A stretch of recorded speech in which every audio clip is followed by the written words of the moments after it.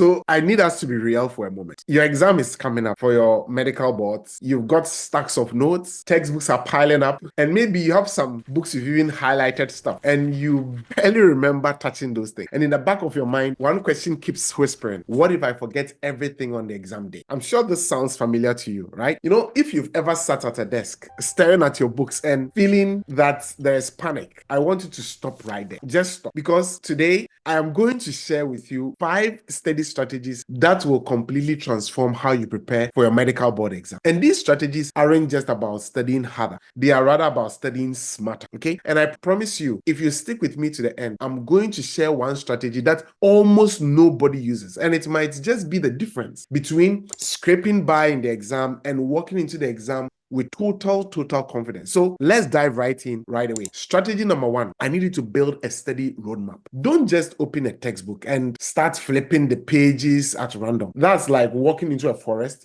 without a map. You will actually get lost. Instead, what you need to do is to identify the key objectives. Every single medical exam has objectives. The MCCQ one has objectives, the USMLE has objectives, the PLAB has objectives, the AMC exam has objectives, the NCLEX exam has objectives. So what are the topics that the examiners always love to test? That is what is found in objectives. And focus on the common and the critical presentations first. So look at what is going to take away the patient's life right away. What is going to take away the patient's limb? We call it life and limb issues. Okay. So things like chest pain, things like shortness of breath, things like abdominal pain in a child. These are bread and butter stuff, and you need to know it by heart. And once you know what matters most, I need you to break it down into manageable blocks. Okay. So Monday, I'm going to do cardiology. Tuesday, I'm going to do pediatrics. Wednesday, I'm going to do emergencies. Simple structure, clear structure, no need to think through it. So think of it as, your GPS for exam prep. Without it, you are literally wandering aimlessly. But with it, your study session has a significant purpose. Now, strategy number 2, and many people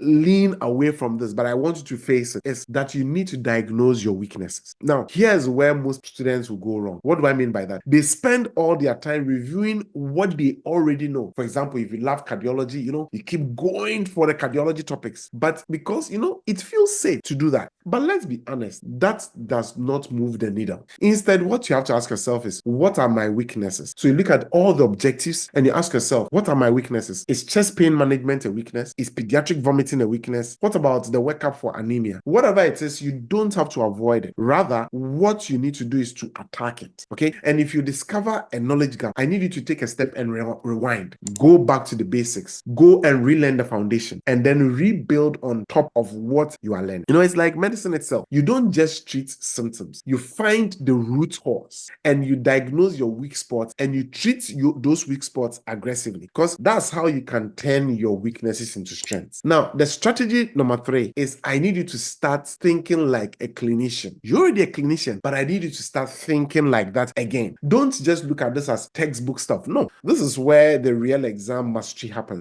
Don't just memorize random facts. Rather, think about practical clinical reasoning. And here's how I want you to do it. So take a patient presentation and write out your own differential diagnosis. Bam, bam, bam, bam. Then identify the key features that confirm or rule out each of the differentials. Then what I need you to do is to create a checklist for investigations and management. So, for example, let's take chest pain as an example. You list out these differentials like myocardial infarction, pulmonary embolism, pneumonia, gastroesophageal reflux disease. Then what you have to do is ask yourself, what signs or symptoms confirm each one of these differentials? And what would I never want to miss so far as these differentials are concerned? And which investigations are essential?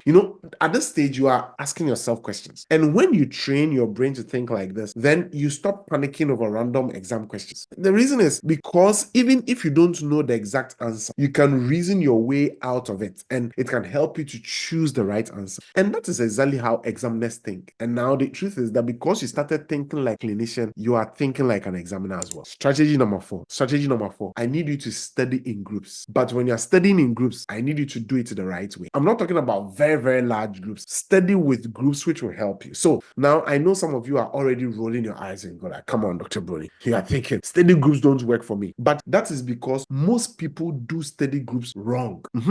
A proper study group isn't just sitting in a circle and reading the notes aloud. But a proper study group is an active, high-pressure environment, and these study groups focus and force you to explain and defend the knowledge you have. So here's how I want you to do it right. Pick the objectives. Divide the objectives among the various members of the study group. Each person becomes a mini expert on one topic. So say ethics, say cardiology, say nephrology. Okay. Then what you need to do is to create patient cases instead of summaries. So for example, I'm giving you an example. A 65-year-old man comes in with chest pain. What's your first step? And then what I need you to do is to quiz each other. You need to quiz each other and challenge each other and push each other and keep asking questions like this. What else could it be? Why would you order that test? And how do you rule out the worst case scenario? So, for example, chest pain. Some candidates may think costochondritis, other things. But costochondritis is not going to kill the patient there and then. Rather, conditions like pulmonary embolism, myocardial infarction, aortic dissection, these are things which can be very deadly. And so keep asking yourself, what could this be? What could this be? What could this be? Because that back and forth you are doing is very powerful. And the reason why it's powerful is because it mimics the pressure that you will feel in the exam. And it forces you to recall information quickly and apply it in real time. And here's the kicker. When you teach something to your peers, you learn it twice. So that's how you move from I think I know this to I own this knowledge. So there's a big difference between I think I know and actually I know. And then strategy number 5, challenge yourself. Don't comfort yourself. What do I mean by that? Most candidates play it very safe. I'm not going to worry myself so much. They study with friends and who are going to nod politely. They reread notes they've already highlighted and they stick to what is usually comfortable. But this is the truth. Growth doesn't happen in the comfort. Growth happens when you are under challenge. So you need to surround yourself with people who push back at the ideas you are bringing. You brought this differential. Your other colleague says, no, this differential is wrong. And you have to surround yourself with people who say that answer is not good enough. You need to explain why you chose this answer. Yes, in the instance it's uncomfortable, but that is discomfort. That's the fairness where exam confidence is forged. So let's look at the 5 points again. Number 1, build a roadmap so you are not lost. Number 2, diagnose your weaknesses and attack the gaps in your knowledge. Number 3, I need you to think like a clinician with differential diagnosis, key features of differentials, and a checklist of what exactly to expect, which will make that differential possible for you. Number 4, you need to study in groups, but do it the right way with cases and challenges. And number 5, seek challenge, not comfort, because pressure is what will build mastery. So here's the big takeaway from everything we've talked about. Most students don't fail because they don't study. Rather, they fail because they study passively. They never test themselves. They never challenge themselves. They never train their brain under exam-like pressure.